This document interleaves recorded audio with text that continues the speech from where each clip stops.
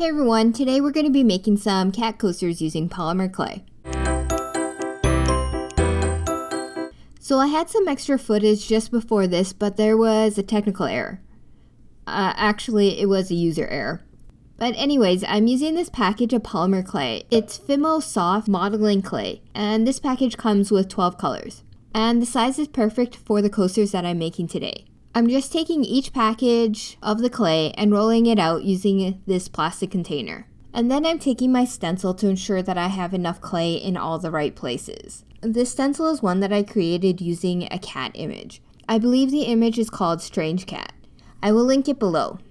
I adjusted the size of the cat head in Photoshop to be about 3.5 inches wide or almost 9 centimeters. And then I printed it out and cut it out, and this is what I'm using as a stencil. I'm also going to be using plastic popsicle sticks as a gauge of how thin I want the polymer clay to be rolled out. I do want the coasters to be quite thin and even, so the popsicle sticks will ensure that I don't press too hard on one side and can only go down as far as the popsicle sticks. I'm moving the roll clay to the bottom there so that I can get more coasters on this craft mat. And that way I can just take the whole thing to the oven and bake it. I'm just cutting the head out and not the eyes. I'm using a plastic knife and the knife is upside down. So the blade is not cutting the clay, but the backside. The reason I'm doing this is because I don't want to cut into the craft mat. And that's also why I'm not using a craft knife to cut the clay. I think you'll be able to cut out the eyes. I think that it will work if you're working on a craft mat like I am, or if you're rolling the polymer clay on something like parchment paper.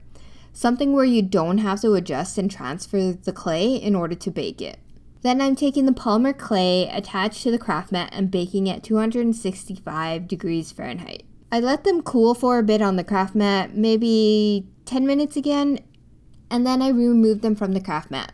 The edges of the coasters are a bit rough, so I'm using this block sander. It has 150 grit, so it's pretty fine, and it works for taking off the stray edges on the coaster. Once they are all done, they remind me more of Batman head, maybe a cheapy Batman head at a weird angle. I wanted to do different coasters than the marble coasters that I've been seeing around. I really wanted to make new coasters for myself. I'm an avid user of coasters.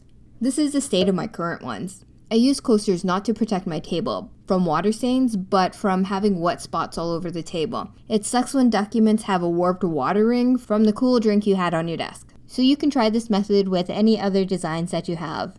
I like the final outcome of the coasters, and I like that the coasters are actually quite lightweight because they're so thin, and durable because they are made out of the clay. Thanks for watching, and I'll catch you in my next video.